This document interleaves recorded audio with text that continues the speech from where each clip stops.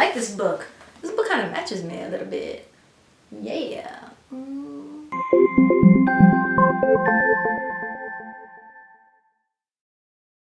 Hey, what's up guys? It's Ameriie. It's been a minute. I know there's been a lot going on and I need to update you on everything that's happening. In a nutshell, anthology coming out in July 2017. And my latest new music, Drive. You can get the EP or download it or stream it wherever you want to on iTunes, Tidal, Spotify, Amazon, all of the places. It's there. But I'll go more into that in a tea time. We'll chat over tea about a bunch of stuff. So I have quite a few books here. I do want to go over some of the highlights, things that I read in June, but also April and May. And then I also want to tell you what I'm going to be reading for the next month because I'm pretty sure I'm going to stick to this TBR. First, let's go into what I read. Every Heart a Doorway by Shannon McGuire. This is a book that was really one of my anticipated reads for this year. Another slim volume. I've been doing it with the slim volumes. There's something satisfying about reading a story that's just slim but has a lot packed in. Like, I really appreciate that when it's done really well. This is about a boarding school / orphanage where kids go after they've been to magical lands. For instance, if a kid went to Narnia, they would come here afterward because it's very hard for children to cope with the real world after being taken, especially if they're taken multiple times. So they start to lose grasp of what's real, losing interest in the real world because after being in such a magical setting, everything pales in comparison. So they end up in this place where they can be taken care of. I enjoyed this read a lot, but one of the things I kept thinking about was how much empathy I felt for the parents who really aren't shown a lot of empathy by the characters, the children in this book. It's kind of like the children go through this thing, they're dealing with hardships in their real life, they go to this magical world and they come back and the parents suck and they don't understand them, etc., etc. I understand that. Some of the parents were not great parents. They were abusive, but there were good parents too who just didn't understand because they hadn't gone to this world and they didn't know what was wrong with their child. I felt so terrible for those parents and I could not get past that to really get on board with anything that the characters were doing. So I'm not going to spoil you, but the things that were happening, the choices that the characters were making, I could not get on board with because all I could think about was you have parents who love you and maybe they don't understand. But do you not understand that they will never be right if you do this thing and disappear forever?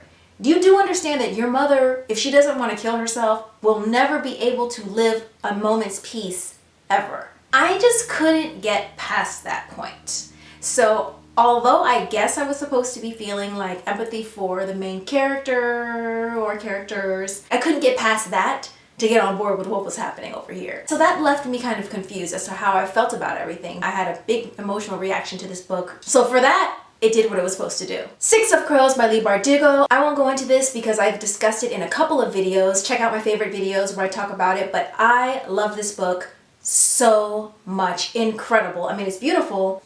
It just grabbed me and did not let go the entire time. I'm smiling now because it makes me feel good just thinking about it. If you're looking for a fantasy that's gritty, fast-paced, Ocean's 11 meets Peaky Blinders, basically fantasy meets heist, this is for you. Loved it, loved it, loved it. One of my favorite books of the year, my absolute favorite book from Leigh Bardugo so far until I read book 2, which I cannot wait to read. The Vegetarian by Han Kang. Loved this book. This is a book that I talked about in my Friday reads. It's essentially about a woman who decides to become a vegetarian, much to the surprise and anger of her closest family members. It's not about the animals, it's really about vegetarianism symbolizing control of her own body. It's a big mix of sex, violence, lust, love, familial guilt, relationships. It's a fantastic read. Super thin, it doesn't take long at all. I think I read this in 1 or 2 sittings. It's one of my favorite books of the year. A lot of people have said that they weren't sure if they wanted to read this because they didn't know if it would be a little too weird for them, but I didn't really find it weird at all. It's interesting and strange. A lot of the decisions that the characters make, a lot of the feelings that they're feeling,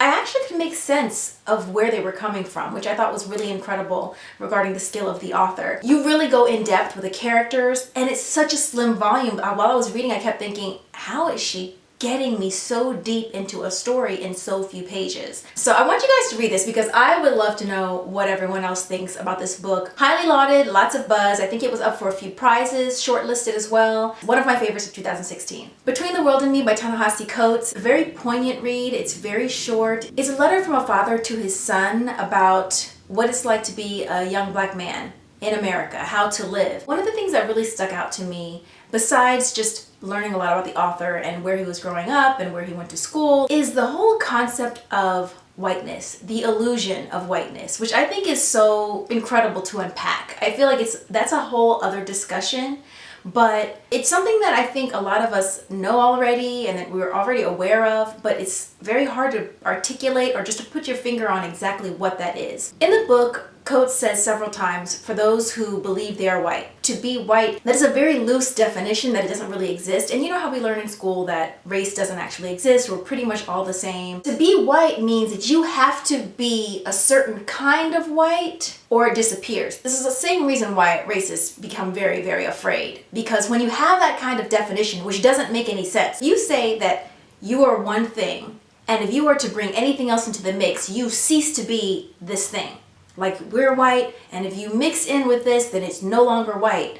You're going to eventually not exist anymore because everything is going to keep mixing together. So instead of growing larger or becoming part of the changes that are happening, you're just kind of sitting in the corner, and anything that touches you takes a little piece away from the population or from the definition or whatever. It's something that I really thought about for a long time, but I never really articulated it in my own mind in the way that he has in this book, which is basically the illusion of whiteness. When you just start looking at race in general, it actually doesn't exist. It's really our features, because ultimately we're the same. We came from the same place. But it's really important, I think, to dissect that, because so many of our definitions, how we define ourselves, how we define other people, non-white people, they're all basically jumping off points of that definition of whiteness, which doesn't actually exist. I think it's worth reading for everyone,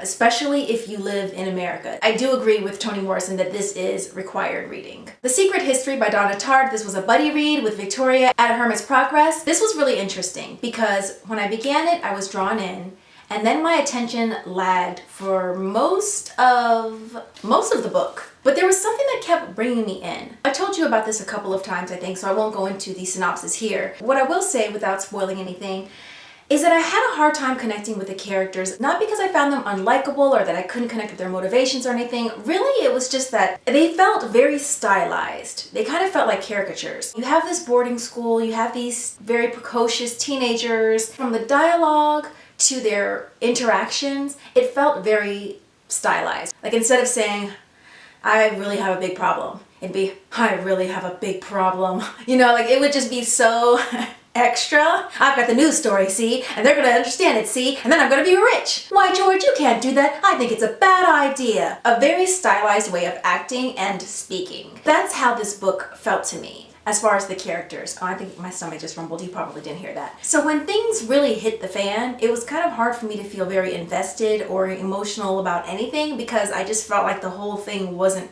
real and the people weren't real, and I didn't recognize them behaving as real human beings. That did change though, but it changed like somewhere around here toward the end, which was a little too late for me to feel really invested. However, it is really interesting. I think there's a lot of interesting symbolism here. More symbolism if you're really familiar with Greek mythology. Like I don't want to spoil you. It's an interesting read. I will say I didn't love it. This didn't live up to my expectations, but I do still want to read The Goldfinch. I think I may enjoy that more just based on a couple of things that I've heard from trusted reader friends, so we'll see. But even though I didn't love this one and only liked it okay, it has stuck with me for quite a while. I keep thinking about it. There's something about the world that does suck you in. Maybe it's because it is so stylized. But we'll see how I like The Goldfinch. Crown of Midnight by Sarah J. Maas. I wish I could talk more about my feelings on this book, but it's been so long since I read it, I can't really remember. What I can remember is that I loved Baba Yellowlegs, and I loved,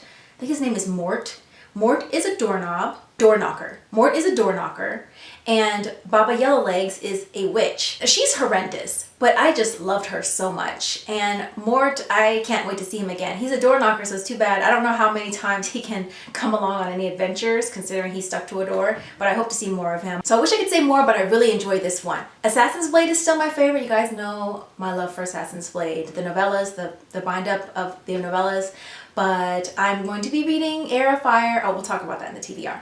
So now on to my TBR. You know I don't always like to have a TBR because I'm a very moody reader. I've had a very moody last 2 weeks when it comes to reading. Like I literally picked up maybe 10 books and read 1 chapter, 2 chapters, 3 chapters. I was sampling books like you eat chocolates out of a box. I was trying to figure out what I'm in the mood for, and all of them were really good. It's just that I just wasn't in the mood, and that's just so hard, especially when there's something that you really want to read but you just aren't in the mood for it, or you were totally in the mood and you were in it, but by the time the book was shipped to you, you were kind of like on a different page. That's kind of what happened to me with one of the books that I'm going to show you. So we'll get into it. Air Fire by Sarah J. Maas. I wanted to get to this 2 months ago but didn't get a chance to, so now I'm ready. It's a thick book. I think the world has been expanded. Everything that we know about the world is expanded, so I'm ready to dive in. And hopefully I can get to Queen of Shadows right after. I would like to kind of keep them going so I can stay in the world, so I'll let you know how it goes. Before the Fall by Noah Hawley. This is the book that I was telling you that I started, and then by the time it reached me, I was kind of like, oh, now I'm on this other page. I read 3 chapters in the iBook sampler, and that's when I decided I definitely want to read this book. It's about a plane crash that takes place, it's not a spoiler, right in the beginning of the book.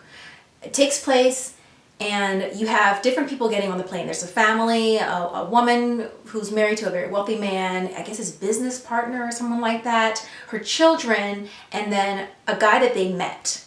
They're leaving Martha's Vineyard on a private plane, heading back into the city. I think it's New York City. And the plane crashes 14 minutes after takeoff. But you're spending a little time before the plane actually crashes. Not a lot of time, maybe 5 pages? How many pages?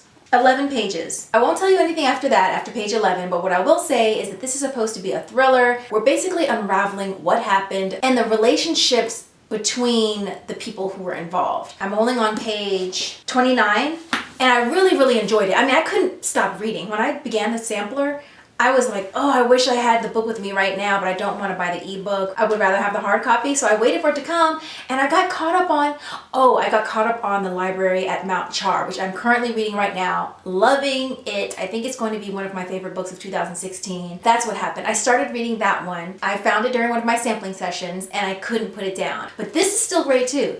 Takes nothing away from this. It's just that once I got on there, I didn't get off that boat, so I didn't want to switch up. But I do plan on finishing this because this, so far, really started out strong. And I'll give you The Sun by Jandy Nelson. I won't go too much into this because it's been out for a while. It's been all over BookTube, so you may already know what it's about. We essentially have 2 characters, twins. They have a very close relationship. Something happens that breaks that bond, and then we hear from, I believe, each of their perspectives to find out what happened. It's contemporary. It's supposed to be absolutely beautiful. I'm buddy reading this with Maureen Keevy, and I'm really excited to get to this. My Lady Jane. This is something that was kind of a surprise pick for me. This is by Cynthia Hand, Brody Ashton, and Jody Meadows. They wrote this together, the 3 of them, and I think it's going to be a thing now. They're calling themselves the Lady Janies when they write these stories, essentially taking stories through history that they felt ended badly or were tragically unfair and rewriting them in their own style. My Lady Jane is about Lady Jane Grey, who was one of the wives of King Henry. Yes, King Henry VIII. And she died after 9 days. I think he probably accused her of something. That's kind of how he got out of marriage all the time. He just liked to accuse everyone of adultery, and then that way he could get out of it. I think one of the wives, though, kind of got hip to it because when she sensed that he was not feeling it anymore, he wanted an annulment or a divorce or something, and the whole thing would be, you know, of course you'll be treated as a sister and I'll take care of you and all that. And she was like, yes, please, I will do that. Set me up with the house. I want you to be happy, do your thing, date, get married, just leave me alone, or at least leave my head attached to my body. I don't know if she didn't know that you could get out of it like that. I don't know if she was trying to hold on to her crown, but unfortunately, yeah, she was like 16 years old. And 9 days later, he was like, this is not it, wrong wife. I chose wrong again. And yeah, he had her beheaded. So they thought the story was terrible and they wanted to rewrite her story, rewrite the whole tale. So you have King Edward, you have Lady Jane, you have another guy named G who is horse half the time and human the other half of the time. The voice is similar to The Princess Bride. I've watched the movie, I've read a little of the book. The book is hilarious and I really want to read that. The voice and the humor is very similar to that. So if you want something light, something fun, this could be up your alley. I haven't read it yet, but the little that I've read, I've really enjoyed and I was laughing out loud. And I love the cover. It's so modern, it's so fresh. I mean, of course, this looks kind of like an Instagram because of the filtering and the letters, but the juxtaposition of such a modern font and all that strength on top of an historical photo, vibe. I loved it. And of course the writing on there. The cover to me really captures the tone of this book. Like, they did an amazing job of creating an eye-catching cover that tells you so much about the story. It's so pretty, like the colors, the orange and the pink, and it's just working for me. So this is my June wrap up, which is really my latest reads of April, May, and June, as well as my July TBR, which I plan on sticking to. If I don't plan on sticking to a TBR, I usually just don't mention it because I don't know what I'll be reading, but I think I'm going to stick to this one. And yes, later I will tell you more about The Library at Mount Char. It's by Scott Hawkins. It's his first novel. It's really interesting. It's just, I won't tell you about it now. I'll tell you about it later, but I'm really loving it so far. Oh, I should show you the cover. Oh, I don't have the cover. It's packed. It's packed away. Okay, never mind. Don't forget to like the video. If you liked it, please share the video. Talk to me below. Let me know what you're reading this month, some books that you loved. If you read some of these, let me know what you think about it. Without any spoilers, please. And don't forget to subscribe. Until next time, I will see you later. Bye. Like the old saying goes, tomorrow is never promised. You don't even know how long you're going to be here. Just enjoy, live every moment. Every day is special, every moment is a gift. Live life fully, and that doesn't just mean like taking risks and doing those things. It can be just the quiet things. It's not even about things that you purchase necessarily. It can just be the way that you look at life and appreciating every single moment. You don't have to live in the later. Plan for the future, but live for the present, because this moment is all that we have.